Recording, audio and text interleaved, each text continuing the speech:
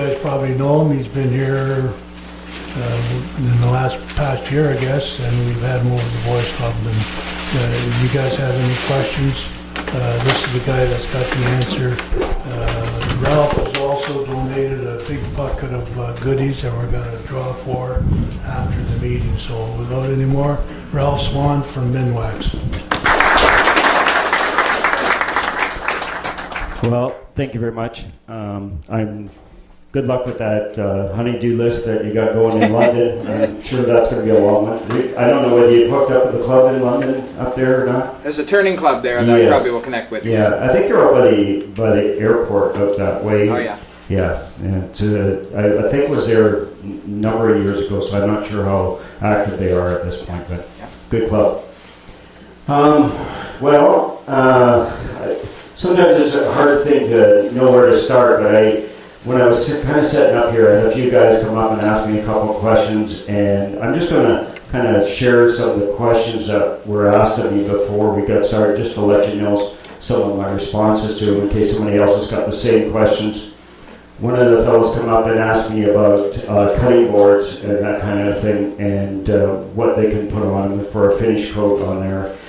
With our products, these are all food safe after 30 days, so it doesn't matter what you do, what you put them on. They're really, after the 30-day period, once all the carriers have evaporated out, they're actually food safe. They're not an open oil. They don't create any problems. So whether it's the wipe-on poly, the antique oil, the tongue oil, any of those are all food safe. So feel free to put candy in those dishes, those wooden dishes, and you can eat right out of them. It's not a problem at all. The only thing you got to watch is, anything that's got some of the salad oils and that kind of stuff, and salad dressings and that type of thing, will have acid in the vinegars and that, and they will mar the finishes. So I recommend using an actual salad bowl dressing for salad bowl oil for the salad bowl. But any of the serving dishes, anything like that, tabletops, obviously, you drop your sandwich on the table, you can still pick it up and eat it. It's still good.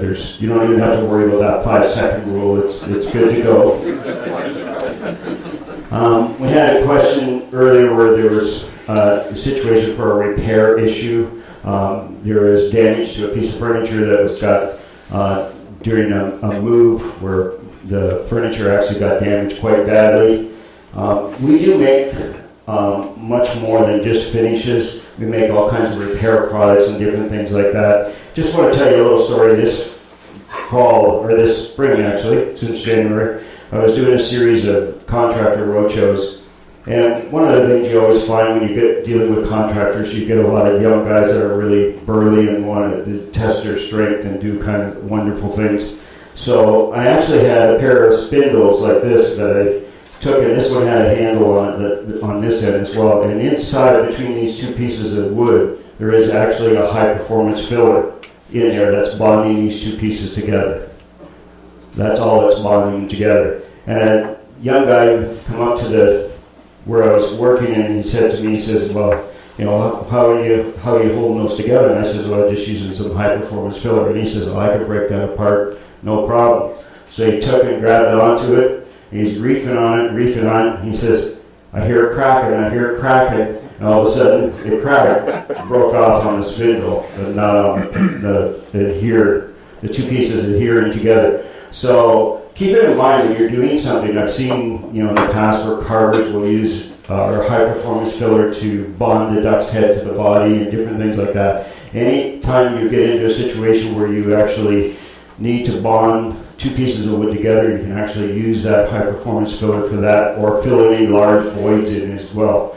The rule of thumb for this product is to keep in mind that this is your mixing tray on the top, but a golf ball size of the putty is how much product, and the putty is in the bottom can, and there's a cream hardener in here.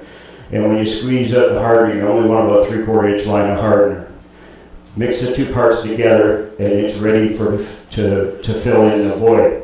Once you get started filling in the void, you can see that you can fill in your void.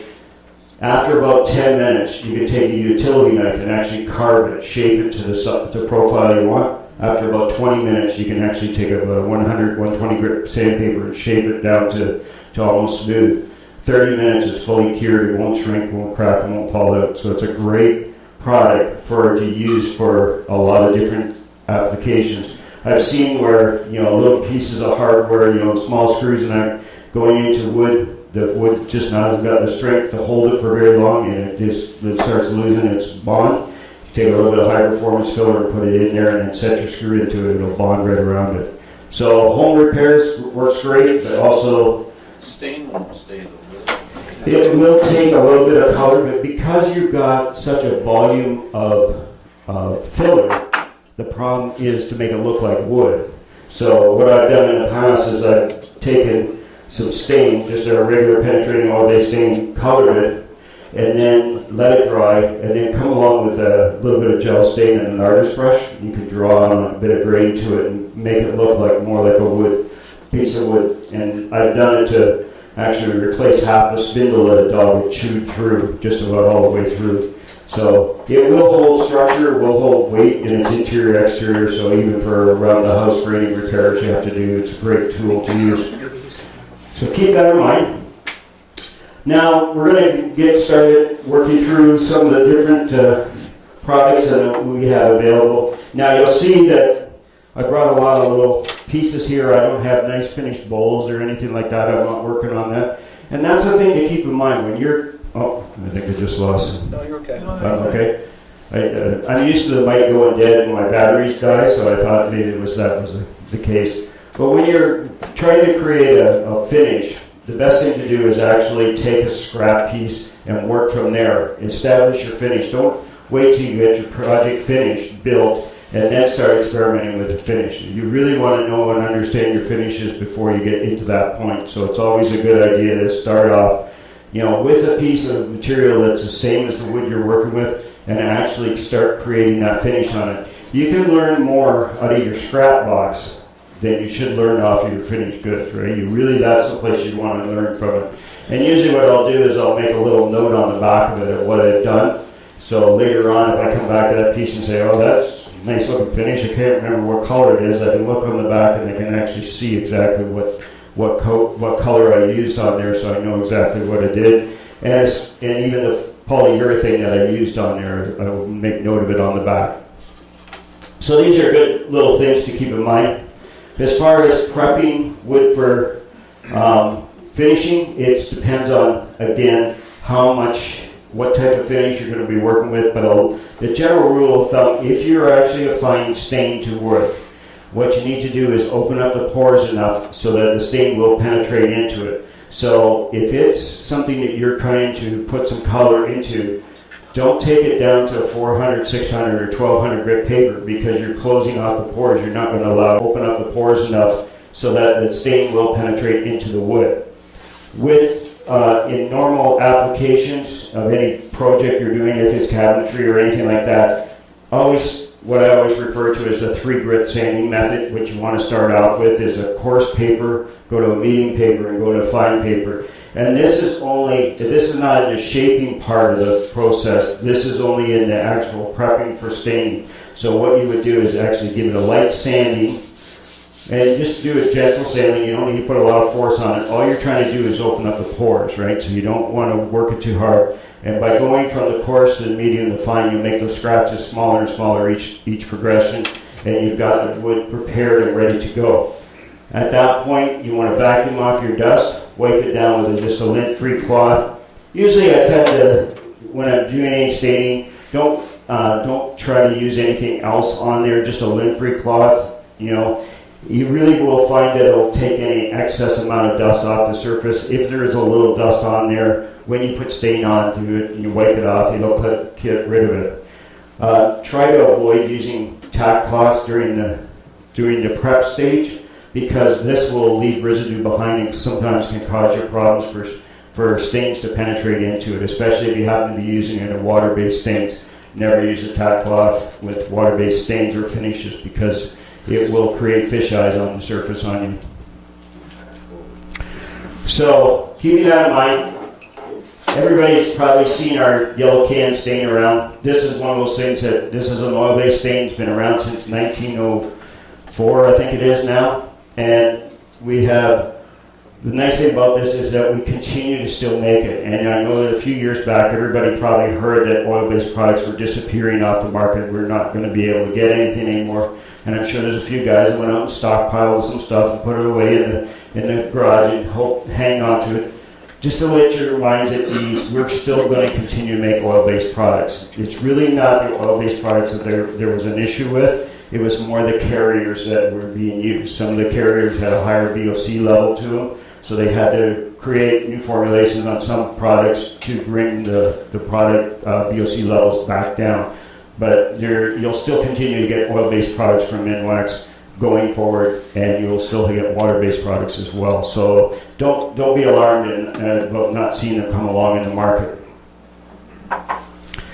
With our oil-based stain, I don't know how many people have actually read the side of the can. Is there anybody here that reads the side of the cans? Yeah. Good. When you read the side of the can, it does give you some information. It tells you about dry times, recoat times, what your cleanup should be, any of those kind of important information. And it also will tell you on the side of the can that you might need to use a preparation product first, like a conditioner, to set up the pores of the wood to take the stain evenly. Depending on what type of wood, your species you're working with, you can find some benefit to it. Really, there's no way for us to tell you exactly you're going to get benefit on every given time that you use a conditioner, but I'll tell you most of the times it will be beneficial. There's a very few times that it doesn't perform well for you and doesn't enhance the appearance of the wood. So conditioners are meant to be put onto the wood, and what they'll do is yes, sir. Sorry, can the preconditioner make wood worse in some scenarios? Not really worse, but what you will find is sometimes if it's a very dense wood, it will limit the amount of color you'll get penetrating in. Sometimes with something like an ash or something like that, where it's very difficult to get any amount of color into it at all, by putting a conditioner on it first, what happens is the conditioner fills up the pores and then doesn't allow the stain to penetrate in there. So it mutes out the color volume that you're going to get. And that's again where when you do that sample piece, you'll see the difference. Usually what I'll do when I do a sample piece is I'll take a piece like this, and I'll do the 3/4 of the board with conditioner and 1/4 without conditioner, just to see what my results are going to be, see if it's beneficial for me to use the conditioner or not. This one here, I've actually thrown in a few. I don't know whether you can pick them up there. You can just barely see them there. You can see one right there. If I can point that out to you using the camera. You can see that this has got an actual looks like a little pin knot in there, but that's actually a stainable filler that was put in first. So the stainable filler, if you're going to need a little bit of stainable filler, maybe you're building something with a brad nailer, you're going to have a few small holes. This is a good place to experiment with it to see how that filler is going to work for you. You could drop a couple holes in there, take a little bit of stainable filler, fill in the void, sand it off, and you're ready to go. Anybody used our stainable filler before? Anybody tried that? Yeah, a few guys, yeah, good. One of the things about the stainable filler, when we brought this out, we brought it out and we launched it at the woodworking show in Toronto. And we had this great marketing plan where we were going to give out a whole bunch of samples, and we did that. And then we had a problem with packaging, that we couldn't get the product out into the market as quick as what we anticipated. And so we got all these phone calls, well, where can we get this stainable filler? You can't, all of a sudden you launched it to us and now you can't get it. It was a little bit of a delay, but it really gave us a good indication that we were on the right track with the product.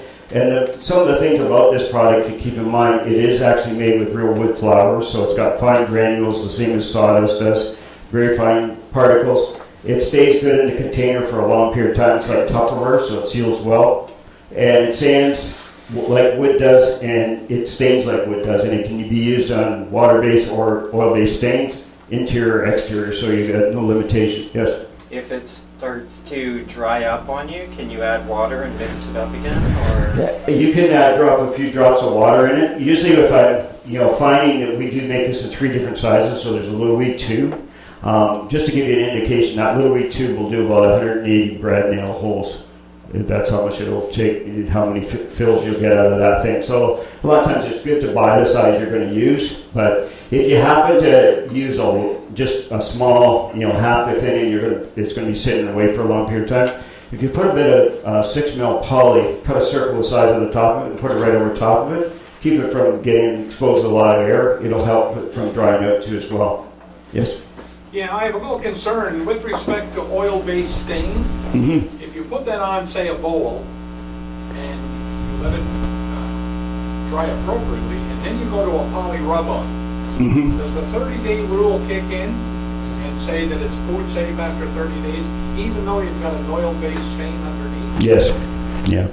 The polyurethane, what you'll find is that when you take stain, because there's no film in it, what it has a tendency to be an open product a little bit more longer, and you will get a smell off it a little bit longer off of just a stain. But when you put a polyurethane on it, it actually acts as a film coating and seals it off. And this is the result of testing that you did at your company that would stand up in some kind of civil action? I'm going to put you against the wall here. Yeah, providing that the person that applied the product and followed the steps on it. To be honest with you, I have had so many projects that I've done, tables and the different things that I've made my sandwich right on top of it. Never had an issue with anything. There's really even no smell comes off it after your film is put on top of it. Where you will find that you will get transfer or anything if you just go raw stain without any kind of film over top of it, because it still continues to, anytime it gets any kind of moisture, oils from your skin or even like that, will reactivate it a little bit. Yeah. Yeah, like I was wondering, because one time, toys are all right now, they seem to be a taboo. Yeah. But if you use, like a water-based paint on it, and then you use poly rub-on top, wait for 30 days, are you going to feel confident that... Well, with that paint, it's a little bit different, because sometimes with paint you can have a film failure where you'll get flaking coming off because it just doesn't bond well with the paint itself. But with a stain, and the stain and the polyurethane are formulated to bond together, so they will actually bond to each other and not have that failure of film. So you're safer going stained rather than paint? Absolutely, yeah. The paints, because they are a film coating, there's more of it sitting on the surface, and I think you find that, you've seen it, everybody's seen some of the litigation that's come out from China and different things where they've used different types of paints on toys and that, and they've had problems with it. Whereas stain is a penetrating product. It works right into the wood and bonds with the wood. It becomes part of the wood, really, is what. And the film is just a protective coating over top of it. And years ago, before all the new laws came along with cribs and safety and that kind of stuff, there was a lot of guys building cradles and different things like that and using our antique oil and our white bond poly as finishes for them, and there was never any issues from it. You get more harm from chewing on the wood than you actually do from the film itself. Yeah. Especially if it's happens to be walnut or something like that they're using for building with, because walnut does have a little bit of acidity to it, so it will kind of leach out after a while too as well. Yes? The stain is basically a mud in the suspension, isn't it? Ours is a natural pigmented stain, so there is actual color of the natural product, yes. And then the carrier that uses like a paint thinner kind of thing. And or if it's water-based, it's a water. That's right, yeah. Once it dries, it's... Yeah, the water-based stuff can be a little bit different because they're using colorants usually from the paint machines to create those colors. So they're a little different product, but the pigments in the oil-based stain are a natural pigment, so they're actually, the colorant is actually developed that way. Okay, so when it talks about the stain, what you'll notice on the can too is that it does say there to put on 2 coats of stain. The first coat you put on, second coat you put on after a minimum of 4 to 6 hours, so you make sure the colors penetrate down as far as it's going to go. And then the second coat, what it really does for you is it fills up the pores, so that when you put your top coats on it, you don't get those dry spots. How many times have you done a piece and you've gone back and put a film over it and it looks like